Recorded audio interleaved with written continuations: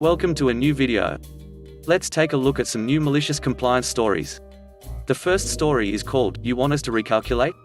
One of my jobs is to organize and send technicians to various locations to provide maintenance and support for the equipment that we run. We have a few hubs around the United States where technicians are based out of. But oftentimes they need to fly or drive to a location far enough away from the hub where they have to travel. I have to review the requests for travel to make sure they are reasonable, such as not staying in a suite or flying first class, no rental upgrades unless needed, and so on. Once I have calculated the costs involved, I request the funding from another department and set it aside for the travel so the technicians can be reimbursed once they come back. On this particular day, we had an emergency pop-up where we needed to send technicians quickly out to a remote location in the figurative middle of nowhere. On top of that, most of our technicians were already scheduled to be out on other jobs. The only hub that had people available was the one in Hawaii. So, the guys go ahead and talk to our contracted travel agency to arrange their flights and provide us the info for how much all of that will cost. The guys already know the routine and really try to make sure we're not spending more than absolutely needed on this emergency maintenance. I double check it all and know it's going to cost us a pretty penny to send guys last minute from Hawaii to this place. All in all, with rentals, hotels and so on, we're looking at around $35,000 for the trip. I go ahead and process the requests and request the money from the funding guys. Without them saying okay, the trip doesn't happen. Here is the reply, which is also sent to our bosses. I looked at the requests over and saw several issues. First, are the technicians sharing hotel rooms? As per company policy, this personnel is to share rooms. Secondly, do we really need 3 rental cars? Why not get one compact and a minivan for transportation? Lastly, the other expenses are overinflated. I understand there will be fuel costs and depending on the airport they fly into, there could be a bridge toll. But the amount requested is absurd. Please correct these issues and resubmit. Funds are limited and we cannot afford to overspend. Okay, understood. We will go back and reschedule flights and consolidate hotel rooms and vehicles. This process takes a few more hours while the guys talk to the travel agency and rebook the last-minute flights. Everyone knows that flight and hotel prices skyrocket as you get closer to the dates. We cancel the 3 compact vehicles for the people arriving at separate times at an international airport that is further away from the location as the closest regional airport is now out of available flights. We also have them all wait at the airport for hours until everyone arrives and reserve 2 large cars to carry people and several bags of luggage and tools. This results in higher vehicle and fuel costs. We also rebook hotels so the technicians share double occupancy rooms. But the reduction in hotel costs does not begin to cover the other rebookings. We lay out in writing all the cost-cutting measures and efforts to save money as requested in the email from the funding department. All in all, the total is now $42,000. I sent the email reply all to the funding department with a begrudging response authorizing the $42,000. The next story is called, "Okay, we will stick to the policy then." Early last year my wife got a promotion which required moving across the state. Her company offered a very generous moving package. It was formally written up in a contract which we had to sign and agree to before the promotion was official. One of the big draws was that the contract said it would pay for all closing costs and related fees for not only the sale of our previous house but the purchase of our new house in our new city. I was a little dubious and had my wife had to clarify as there are associated fees due at closing which isn't really sale fees. Things such as your prepaid homeowner's insurance for the year, taxes, and homeowner association's fees. But the contract said, all fees, and the human resource specialist reiterated this, so we were happy. A few months later we've moved, rented short-term, found a new home, closed, and moved into it. The final reimbursement check comes and it's about $1,000 short for all of our cost. I wasn't shocked, but I double-checked the contract and clear as day, all fees was included. So my wife reached out to the human resources moving supervisor to check on this. She was pretty curtly told that we had been misled and that company policy was only to pay closing costs themselves and all fees just meant closing cost fees. That's always been company policy, we were told, and the contract wasn't literal on all fees. This went back and forth for a day. My wife politely escalated it and we did get a sympathetic human resource director, but this was policy, so her hands were tied. Here's the malicious compliance, though. While the company policy said we couldn't get the prepaid fees reimbursed, the director asked for all of our moving and rental receipts, as company policy does state that those would be paid. The director pored over our receipts and all for another day and reached back out with a formal letter which said, "Sorry, company policy doesn't allow prepaid reimbursement. So you won't get your $1,000. But I did find that you weren't adequately reimbursed for your move and short-term rental per company policy, and we have submitted a claim for you for that amount. Another day later and we got a check for $5,800.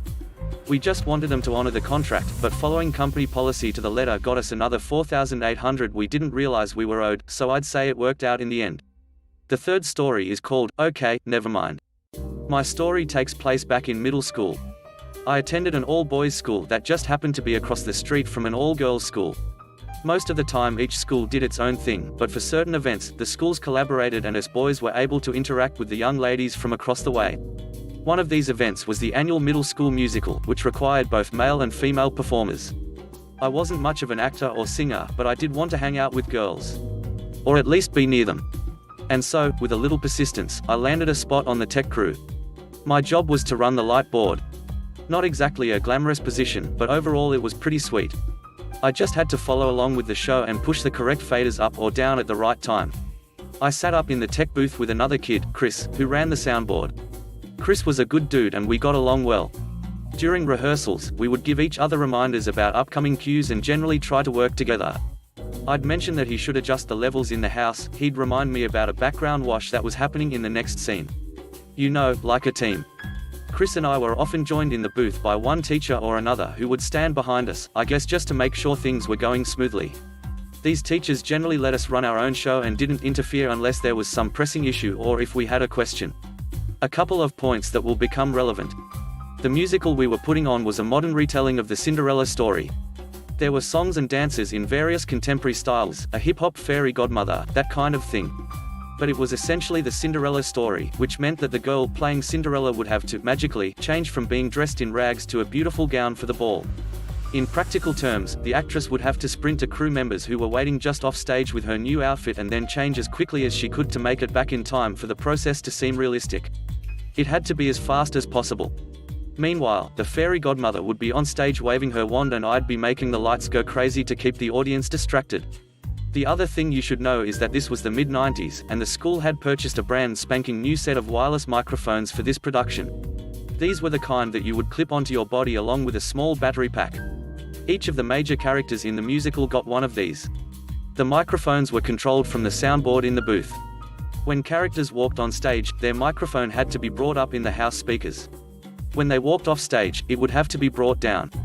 Chris and I were both up in our booth at the dress rehearsal the day before the big performance. He at the soundboard, me at the light board. One of the teachers is hovering behind us, as usual. The show is going according to plan. The scene where Cinderella has to change into her gown is coming up. I turn to Chris and say, "Hey, man. Remember to pull the fader down on Cinderella's mic when she goes off stage." He nods. He times it perfectly and the scene goes off without a hitch. A moment later, the teacher leans in from behind us and says to me, "How about you pay attention to your own job? He's doing sound. You're doing lights." I'm going to be honest here. I don't remember this teacher as being a particularly obnoxious human being. I think she was more or less an okay person. But this comment came off extremely obnoxious. It was weirdly aggressive and unnecessary. It hurt my feelings, too, because Chris and I helped each other all the time. But I say, okay, and we finish out the dress rehearsal. The next day is the show. The house was packed. Chris and I are up in the booth, along with the same teacher from the dress rehearsal. As soon as I sit down, I put both hands on the light board and look straight ahead. No communication, no talking. Nothing. The show begins. House lights down, stage lights up, and off we go. I am glued to the script, where I've noted each lighting change. I want to make sure that everything is exactly right. That's my job. The story progresses. The fairy godmother shows up, talks for a little bit, then waves her magic wand. I dial up flashing lights in a bunch of colors and Cinderella hauls to off stage to change into her gown. Then, through the house speakers, at full volume, you hear the actress playing Cinderella yell, "Crap. Crap. Where's Isma?" I glance over at Chris, as he slowly, sadly, pulls the fader back down into the off position. He looked crushed. The audience is naturally perplexed at first, but they seem to figure out what happened pretty quickly and chuckle about it for a few seconds. I can't help myself and turn my head to look back at the teacher, who does not make eye contact with me but is looking rather petrified. In retrospect, it's a little sad that the show had a big flub like that. On the other hand, it was satisfying to see that the teacher put in her place simply by doing my job. The last story is called Grocery Store Witch. This happened 5 years ago when I was a senior in high school. I was working as a cashier at our local grocery store. It was the late afternoon rush, so lines for my check stand were 3 to 4 shoppers deep despite our store having almost all of the tills in service. Then an older lady queues up in my line. She appears to be in her mid-70s and has apparently never experienced a hold-up at the grocery store before because she was loudly complaining to anyone who would listen about the horrible nuisance of having to wait a few minutes. She was clearly making others uncomfortable with her remarks and not helping the situation for all of us. Being the speedy cashier I was, in no time I was beginning her order. Despite her behavior, I greet her with a smile and the sappy sweet tone those who worked in retail are all too familiar with. "Hello madam, how are you doing today?" She yelled, "Pack them light." "Excuse me? You heard me. I said I want my grocery bags packed light. Can't you see I'm an old lady? I can't lift much." "Absolutely, not a problem." I scan her items as quickly as I can to get her on her way and out of my hair. I total the order and she proceeds to write a check. As she does this, I begin bagging up her things. I fill the bags with about half of the weight I normally would put into a bag as this had previously appeased others with the same request. I began to think this would be the end of my interaction with her when she suddenly stops what she's doing and pollutes the air with more of her crap. "Are you stupid? Is there a problem? I told you to pack them light, but apparently you can't comprehend that." She begins to hastily throw items out of bags I've already packed while I just pause for a moment dumbfounded by the audacity of this lady. Suddenly I have a lightbulb moment on how I could lay down some well-deserved malicious compliance. I couldn't hold back my grin as I looked her dead in the eyes and proceeded to put a single item into each bag. Can of beans, into a single bag and slid down the counter. Tomato, into its own bag. Even something as light as a box of Jell-O, you guessed it. There were 30 to 40 individual bags in her cart when it was all said and done. Through the whole process, her gaping jaw was priceless. Truly a rare win for a measly retail worker. I was now genuinely smiling as I handed her the receipt and returned to my sappy sweet tone to wish her a good day. Defeated, she quickly leaves without another peep. The experience actually made my day, and was topped off with a compliment from my next customer for my patience. Thanks for watching the video. I hope you enjoyed it. If you did, please consider subscribing to the channel for more content. Let me know what you think about the stories in the comment section below. Have a great day.